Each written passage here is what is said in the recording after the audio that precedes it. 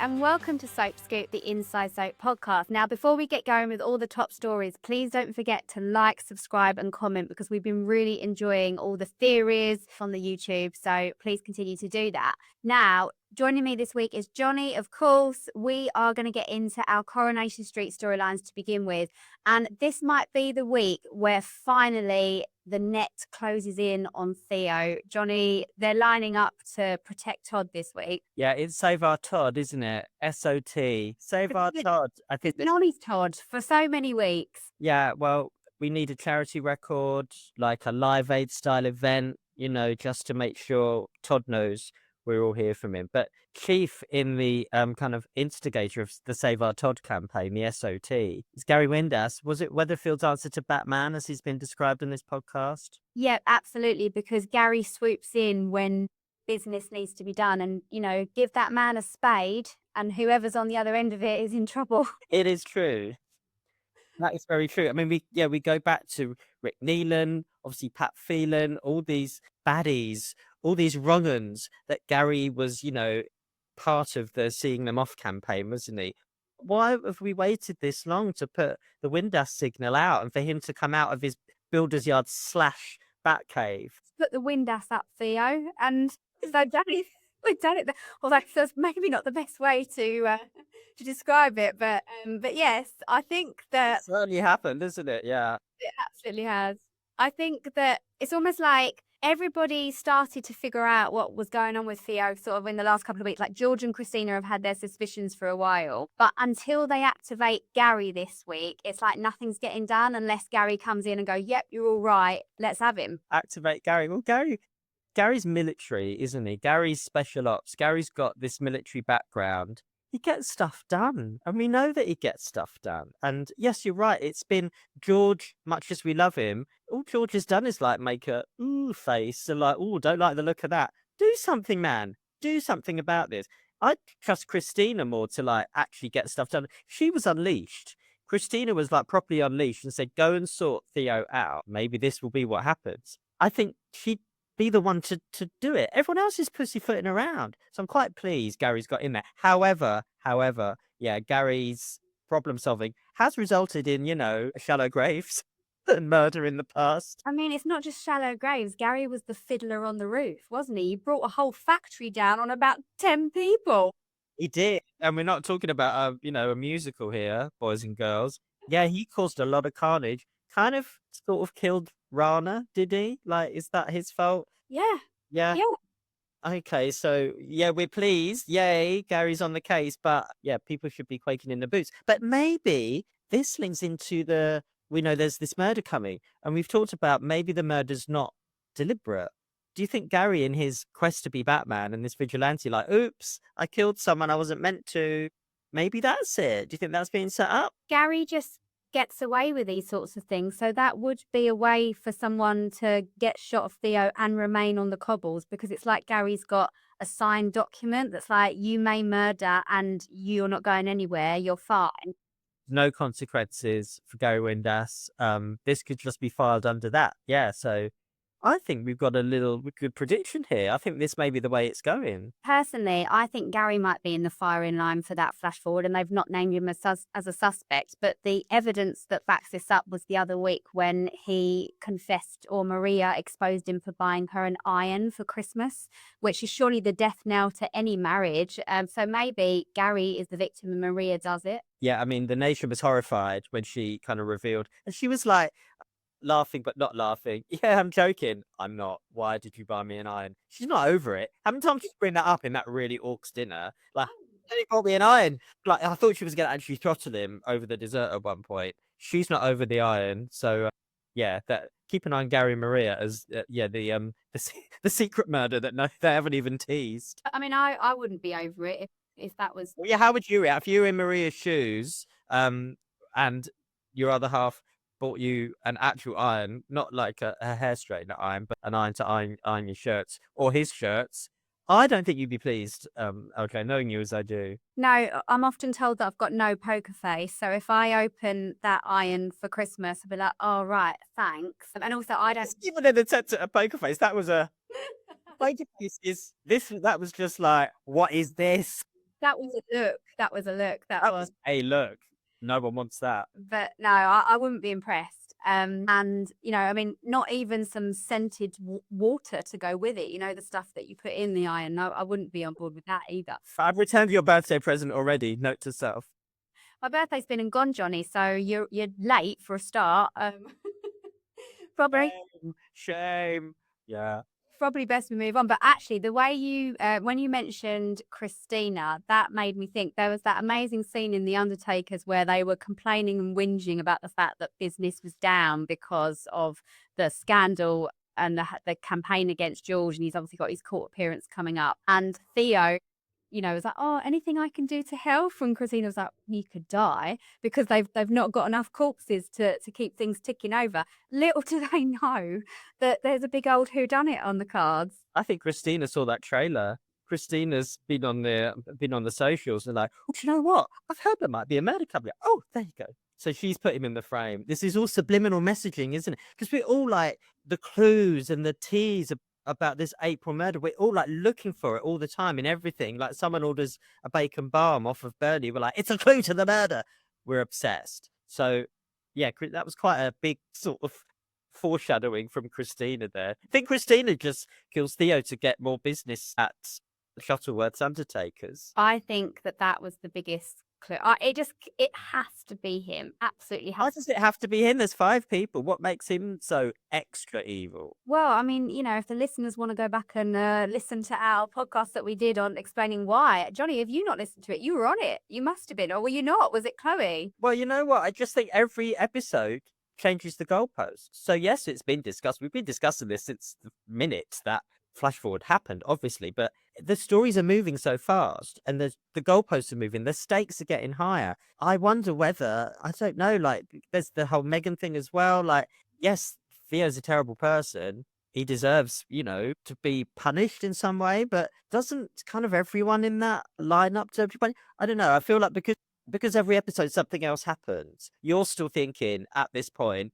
you're sticking to your guns with Theo. Nothing's changed that in the other storylines. No, because I'm trying to think with my soapy brain that is like, well, they won't get rid of this person because this person's still got so much story. We've still got so much more to find out. Whereas it feels like Theo has been this long arc now. And once people find out, I mean, it's either death or prison, isn't it? So I suppose so. I suppose he's had the longest legs. Although you say that, but you could argue Carl Webster, even though he's not actually been in the show for very long, Carl Webster is part of a huge family, and he's one of the big secrets about Carl. One of the big things about him as a person goes back to like the 80s when Debbie gave birth and pretended it wasn't her son and gave him to be brought up as her brother.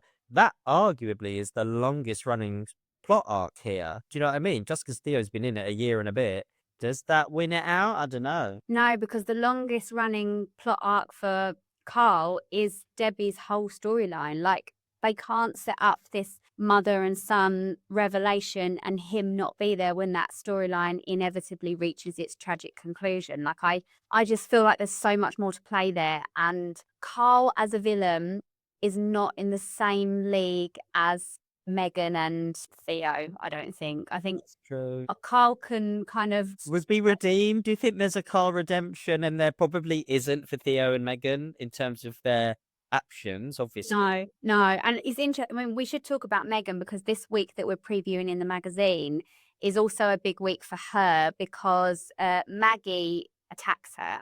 And we know what Maggie is capable of. The other way, if Maggie even like crossed the street to like ask me directions, knowing what I know about Maggie Driscoll at this point, I would run for cover. What did you think of, I mean, the week of revelations when I was watching it? The scene that I loved the most was when she was in the back room and she was being confronted by Leanne, Toya, and Eva. Meghan, it was almost like Meghan had convinced them. And there was like Leanne who was just like, I'm not buying a single second of this. And thank mercy for Leanne driving that plot, because if she hadn't have stationed herself next to Sam in that bed, even when Nick was a bit like, oh, I'm just going to go and get coffee. Or where is Nick? Where has Nick been in this whole situation? That's another podcast. But anyway. No, Nick is like, obviously he was really, really worried about what happened to Sam. But whenever there was an opportunity just to get out of that room, he took it, and which it needed to happen to move the plot along, because Leanne needed the time alone with him. Megan also needed to sneak in there and threaten him. And there was at one point where Nick was back on the street and he was like, oh, I've left him with Bethany playing with that cube. He can't even say Rubik's Cube. We know what era you're from, Nick. You know it's a Rubik's Cube. You know, a 4-year-old would know it's a Rubik's Cube. So I feel like Nick was, but also the other interesting thing as well is when they moved that plot along so quickly, maybe they just didn't have enough episodes because they are one short now, but it was almost like when Sam finally said to Leanne, she said to him at the end of one ad break, so tell me what's been going on. And then there was an ad break. And then the second ad break, Eva was just suddenly sat there. It's like during the ad break, Leanne had got on the phone and went, Eva, you need to get here. So that felt a bit quick. And then Nick wasn't involved. Well, yeah, and Nick wasn't involved in any conversation until the next episode, where he'd obviously been filled in overnight when we couldn't see it because he was suddenly there. But the women were driving it all. He was just a bit like, oh, like, what's going on? He was a bit what's going on. It's like someone had turned the light out and he didn't know where the light switch was. Do you know what I mean? There was that kind of vibe of it. Yeah, just leave it to the ladies, leave it to the feisty mums in soap. Generally, that's the lesson. But Leanne, I mean, I love Leanne. I always talk about Leanne at any opportunity. I was lucky enough to interview the brilliant Jane Dadson in a recent issue for Inside Soap. We talked about this plot a lot. And yeah, she said it's great how Leanne gets wind of it, as you say. And then we've got an entire week where it all happens. This has been going on for months. Obviously, it's been happening in plain sight. Megan's manipulated the situation. But even Jane Dadson was like, yeah, I was wondering where Nick's been. How much attention has he been paying? And even when it all comes out, Leanne's the one, putting tanks on the lawn here. So just trust Leanne with everything. Just give Leanne all the plots, I say. She was so unmoving in that back room, like arms folded. Talk about no poker face. If you learnt that from Leanne Battersby, because she's the ultimate saying, this don't buy it. But that was the best thing. It was like Leanne was not having any of it. Toya was kind of in the middle playing the counselor role of, okay, we understand what you're saying, but if you could just do this, or maybe you could just do this, like offering suggestions. And then there was Eva, who I thought was actually the best, because she was like, okay, really sorry about that, darling, like off you go. And then someone went to Eva, do you believe her? And she was like, nah, not a chance. And that's what I loved, is like Eva was playing the game there just to strategizing. Yeah, Eva was strategizing brilliantly, which was really good and really interesting development for Eva, because Eva of old was chuck people in the fountain, punch them in the face. But yeah, this kind of long game strategy I really like with Eva. It's a really interesting development for her. Yeah, absolutely. Yeah, I think that was really, really great. But now Maggie's involved. It's all hell's all the forum of the situation has flown out the window. Out the window or down the stairs. She may or may not be planning to do to Megan. We know that Maggie pushed her own husband down the stairs about 40 odd years ago. Yeah, it is all bets are off. If you think of Gary Windass as the Batman of Weatherfield, Maggie Driscoll is the Catwoman of Weatherfield, because you don't know whose side is she really on, what's she really capable of doing. Wouldn't put it past her to slink in and out of a window either. So yeah, loving the Catwoman analogy. Is she gonna, do you reckon, little cat ears or something? Is she gonna go the full Michelle Pfeiffer? Anything's possible. We actually have in this issue of the magazine exclusive chat with Pauline McGlynn, who plays her. Our writer Louisa did that interview and just came back going, that was the best chat ever. I think Pauline, given the chance to panto it up with a costume of some description, would not be saying no. So yeah, absolutely. These storylines are ramping up for the reason of this flash forward. So it could go any way. We've got our ideas, but we move on to Emmerdale, because this week we have a poisoning. What fun. Now, we love a poisoning, don't we? We love an Emmerdale poisoning, because it does tap into Emmerdale's mad gothic craziness. And we love a Tate being poisoned, because all day long, come on. How many times has someone tried to take down Kim and failed? So whoever's behind this poisoning has got a bit of a job on their hands. They must know that it's the equivalent of trying to shoot a T-Rex with not enough tranquilizer. Or just going up to a T-Rex and going, like, what are you going to do? Like, if they ever watched Emmerdale, yeah, Kim is a bit of a Terminator. And she's also been a poisoner as well as a poisonee. She knows how to play the game. I wouldn't be surprised if she's faking this whole poisoning thing. And she's just like going, oh, I know what will like put the wind up people, put the Windass up people here. I'm being poisoned. And it's all a trick. Do you know what I mean? I wouldn't be surprised. But yeah, we do love a poisoning. And it's like a whodunit, but not with people and motivation, but with food. Because I believe how it kind of happens is the Dingles all this dingle dinner that Kim's going to broker peace between the families. It's like, everyone, oh, but you bring the salad, you bring the dessert, all that kind of get together. But one of the dishes is responsible for this poisoning. So it's a whodunit in food form. It's a Yeah. so So we're led to believe that it's to do with some mushrooms.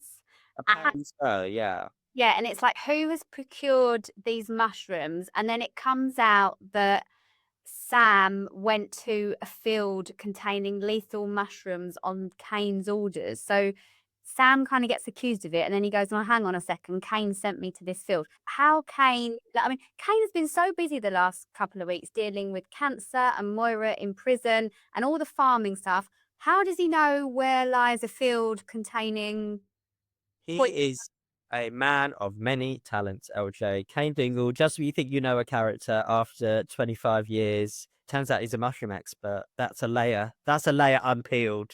But yeah, he's been busy, as you say. Yeah. Oh, I don't know. But he's been plotting to like open the Dingle farm, isn't he? Maybe he's done a lot of research on is it arable farming? We need Chloe. We need Chloe to talk about her farming knowledge. Well, do we? Because Chloe revealed to me on the last podcast that you've been trolling her with sheep noises. In fact, let's just have it out. You've been, ever since she admitted her love for farming on the show, you've been making sheep noises at her, and she feels vindicated because the show have moved forward. Explain yourself. Why would you do this to a fellow colleague?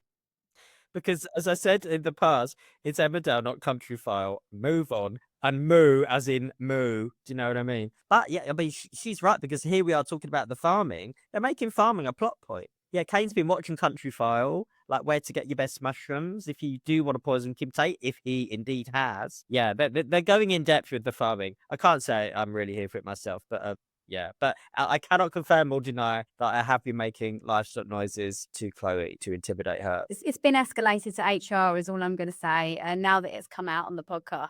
But the question I have, why is someone trying to poison Kim? She's actually been so reasonable in everything that's been going on. She doesn't want any issues with the Dingles. I mean, it's got to be someone on her side because she's actually been doing right by the Dingles. So Yeah, so it's someone who's basically trying to incite.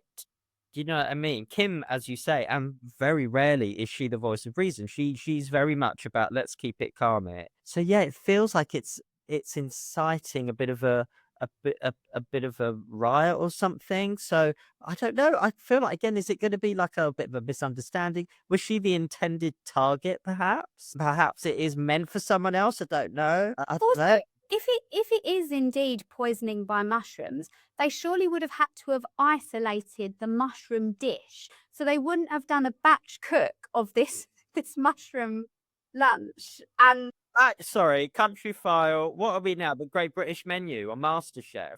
When did batch cooking become a plot point? I'm just saying that, these mushrooms would have had to have been isolated from everybody else's food, and that would have taken a lot. Well, also because everyone's bought some, haven't they? The mushrooms might be the red herring here, because this is all still to be played out. Obviously, we need to kind of see these episodes and kind of watch for the clues. I presume that Ruby and Caleb bring a bottle of her, Ruby's wine. What's Ruby's wine company called? Can't remember. Ruby's boozy. Perhaps it's Caleb and Kim. Not much love lost there. What about if it's Ruby's dodgy wine? You thought of that? I reckon there's lots of different things this could be, but if it is poisoning by food, it's not the first time that this has been a method in soap. We give you a detailed breakdown in the current issue. Yeah. But, the original, the OG for this, in my mind, is certainly Nick and Dot. It was the lethal, what was it? Shepherd's pie, I believe. Oh, Ma, get your mouth on that. I say, oh, Nigel, I'm ever so hungry. Well, this looks lovely. Did you make this yourself? yeah, eat up, Ma. Like, terrifying, absolutely terrifying. And then, was it when Nick was like high on drugs and then it kind of ended up with him going out and murdering Eddie Royal, former publican? So yeah, the Shepherd's Pie of Doom, that was awful. That gives me chills. Like, thinking about that storyline, so dark, wasn't it? It was really dark, and actually, when you look back on it now, it's like, why did Nick have to go out and stab Eddie when he could have just dropped round a lasagna? Or no, a shepherd's pie. Sorry. Yeah, it was brutal. It was brutal, but yeah, that I feel like that's the OG death by food. Not that that did kill dear old Dot, thankfully, at that time. So yeah, what other ones have we got in that list? Remind me. We also, Refresh my menu. we also had the lethal lasagna that Breeder served Mac in Hollyoaks. So yeah, she bought a lasagna round for Mac or whatever. He thought, oh, is this that nice little old lady from down the road who's just maybe done a batch cook, and it was poisoned, and he died. Do you know what I'm going to say, Johnny? It's what soaps have taught me is never to accept lunch off anyone else who's prepared it. You know, like when you go through an airport and they say, have you packed this bag by yourself? Now, if anyone were to serve me a dish, I'd be like, well, I've not made it myself. I don't know what's in it. I'm just eating the crisps in my rucksack that are hermetically sealed. Now, another one that we've got in the mag is the poisoned carbonara in EastEnders, Sharon and Ian. Now, Yeah. Sharon couldn't face being married to. Oh no, because obviously she found out that he. So funny. I was about to say it was because she couldn't face being married to him. You kill him. It was that. It was. It was when she found out that he left Dennis in the boat. He was die for Denny's death. I thought it was because really she was like, right, it's COVID. I've somehow been lumbered with Ian Beale as me fifth husband or whatever. We've got the pub together. I'm not okay with this plot. So I'm going to spike the Christmas pudding first because that's what she did. And then she moved on to the carbonara, which were absolute scenes. Scenes. Put me off that for life. Put me off that dish for life. Yeah. No. Yeah. But it didn't, yeah, couldn't go through with it. So it was quite a tense Last Supper scene, wasn't it? The full pout from Didn't we have to try and be sick? He had to, didn't he? How do you sick up spaghetti when you don't really want to? That's a lot. That is a lot. You'll feel better once you've done it. You know, people say that, don't you? Oh, you'll feel better after you're sick. Being sick's horrible. What are you on about? No, mind you, either like swallow it and it's poisoned and you die, or you somehow make yourself sick. But then Ian left EastEnders for like 2 years because he was so traumatized by this whole business. The carbonara has a lot to answer for because, yeah, Sharon couldn't go through with it and he realized what was going on and all of this. But kind of Ian and Sharon have like never been the same, understandably. The next time, do you want to come round for lunch? No. Oh, would you have Italian? I don't think so. Yeah, no, the carbonara. But what a plot point that was. God, that was a time. It was. And then the last one that we talk about in the magazine, which is it's not a personal favourite because it upsets me so much, but when awful Tyler in Corrie poisoned the sausages that he gave to Eccles, who then, the dog was amazing because it did its best flop on the floor. Yeah, before Celia's dog, there was Eccles, who was, you know, probably Soap's most famous dog. And yeah, awful times. That was very, very upsetting. Yeah, sausages. Who'd have thought it? But this is the best thing about Inside Soap and Soaps. We get to revisit these amazing moments, which I have. If you've got any more death by food, don't forget to put it in the comments. Yeah, and don't try this at home, kids, either, because it's none of it's real. Remember, they're not real characters. It's not real events, so don't get near it. But we should say that Kim does survive this poisoning incident. We've got pictures of her sat bolt upright in hospital, kind of giving Jo a bit of a steely glare. And Jo, she's nil by mouth as well. She's nil by mouth by this point. And Jo surely must be a suspect because he knows that she was going to leave home farm in the will to Lydia, which must be his motive. Something we were talking about earlier, actually, is this idea that Jo just bangs on about being a Tate. He never talks about being a Hughes, and maybe, you know, because his mum was Rachel Hughes, of course, that got slung off the cliff by evil Graham, wasn't it? Not this Graham, other Graham from the he's evil Graham, just to clarify, viewers. Who may end up coming back from the dead because it happens in Emmerdale. Was he killed? Especially if you Yeah, call Graham, call Gary Windass. One of them will come. But yeah, so Graham drove Rachel off the cliff. He did. And then I don't know if he died though, did he? I think he did.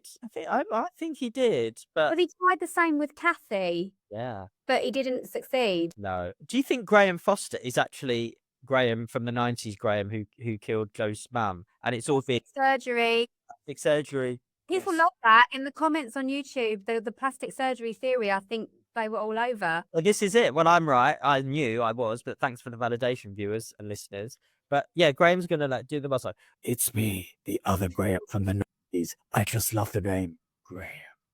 But that's what it is. Talking to Graham, what about Graham and Kim, their little hookup? Have we kind of talked about that? Like, I feel like, because there's been a post-mortem on that, which not be particularly kind from Graham's point of view, I have to say. It was a bit shady about the fact he'd spent the night with, the glamour puss that is Kim Tate. I just thought the absolute nerve of that, the way he was talking to Joe and he was like, oh yeah, like I did that. And it's like, not being funny, Graham, but like to sleep with someone, it is a bit of a process. So you could have stopped at any time, but you didn't. And also, like, he was being really uncomplimentary when I think Kim has every reason to have been uncomplimentary about him. I agree also. And also, that seduction scene, I say seduction, when they did kind of get it on, was about as erotic as a glass of water. It really was. And I feel like, I mean, Kim was vulnerable. I get it. She was just, looking for love in all the wrong places. But yeah, I mean, it's like I've just got a Echo Dot at home and I'm learning to like communicate with it. I feel like Graham is about as emotionally connecting as my Alexa Dot.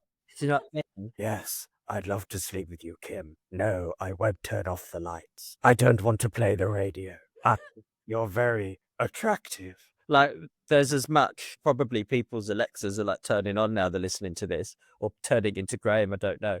Yeah, not very seductive. I didn't think much of his moves, so very shady for him to then like make out like he did Kim a favour. I don't know why she went there, and I also don't know why Rona's even entertaining him. I think Rona entertaining a man who was going to run away with her but then faked his death just goes to show how she truly feels about Marlon, which is sad, but yeah. Well, maybe, I don't know, maybe Rona's having a secret affair with her Alexa as well, finding a bit more excitement.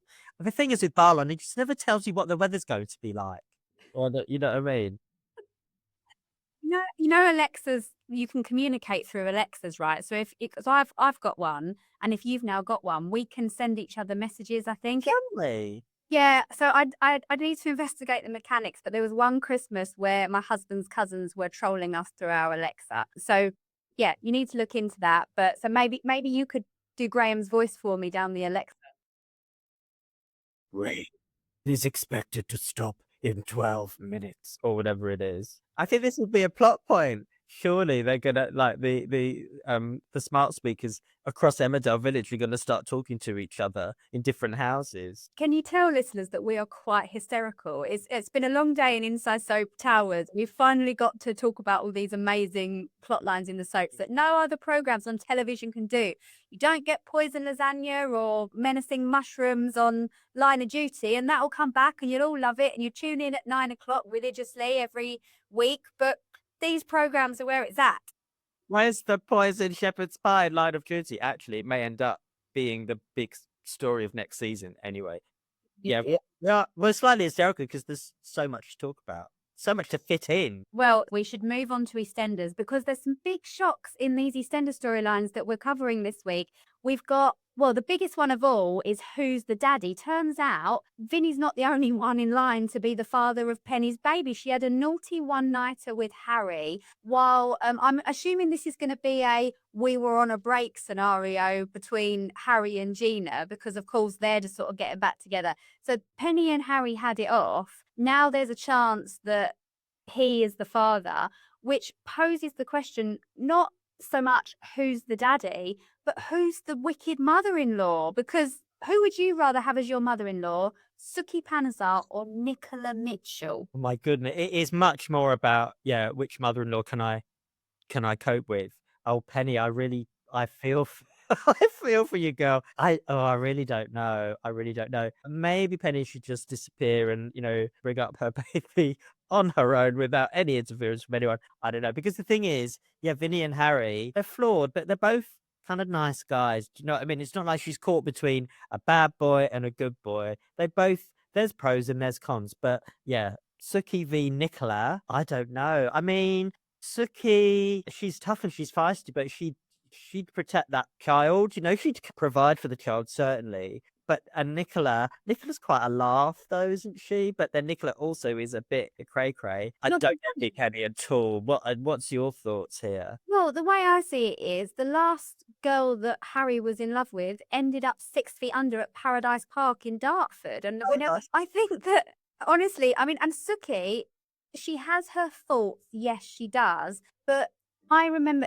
during the 6 storyline, those moments in the Vic, those nail-biting moments where Nish was attacking them all, and of course Denise whacked him and they thought he was dead. Suki breathed life back into that man who went on to not only poison Eve, that was an opportunity to leave him after all the misery that he had caused her, and she didn't. She did the right thing.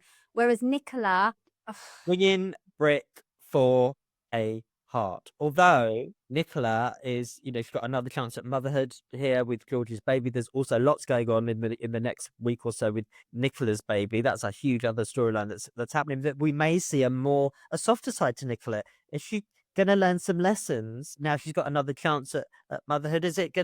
Will George tame her? Do you think? Like, will she not bury people she doesn't think are worthy of her son in a housing estate? I don't know. Like, is there hope for Nicola? I feel like Suki is a bit more moral when it comes to it. I do agree with that.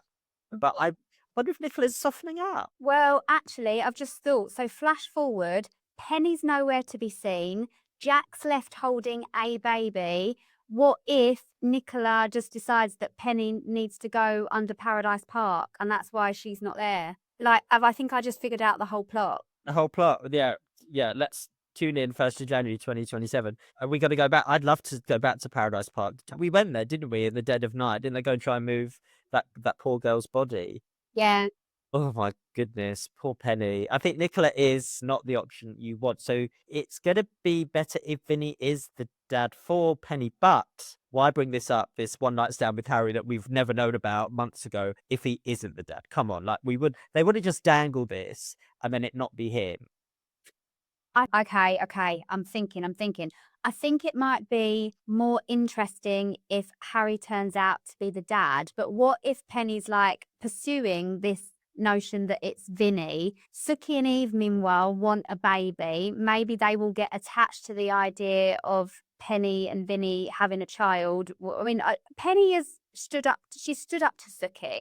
And, that when they literally had that staring contest and Penny was like, I'm refusing to back out of this. It's like, yeah, you go, girl. Like, you show her how it's done. So I think it's more interesting if Harry turns out to be the dad, because if Vinny doesn't, then that's going to break the hearts of the Panazar family. That's true. There's more heartache in that possibility. Oh, well, the rate it's going, Penny has been getting some action. Maybe there's a third option in the mix. Maybe there's some other one night stand we don't know about. She's been having her fun, and why the heck not?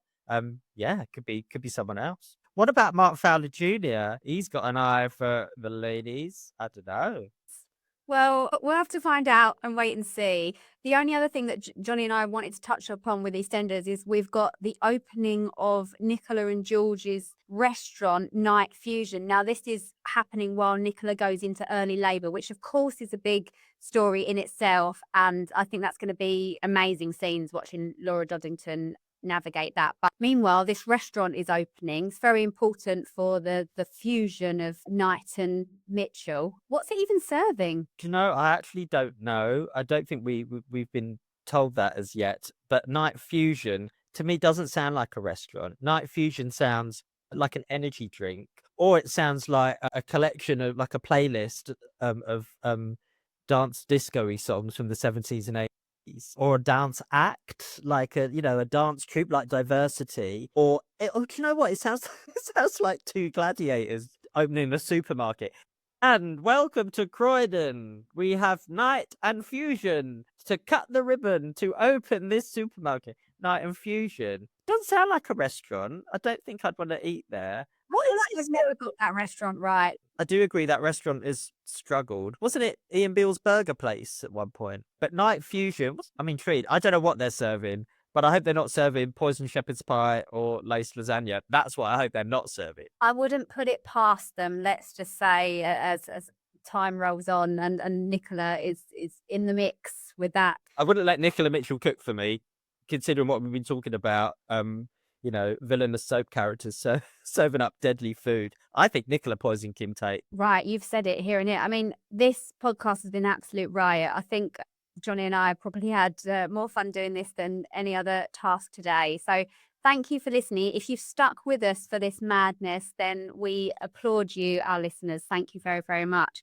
But we will be back next week. And as I said at the start, please don't forget to like, subscribe, comment. And we want to hear from you. The wackier the theories, the better. So thank you very much and we'll see you next week.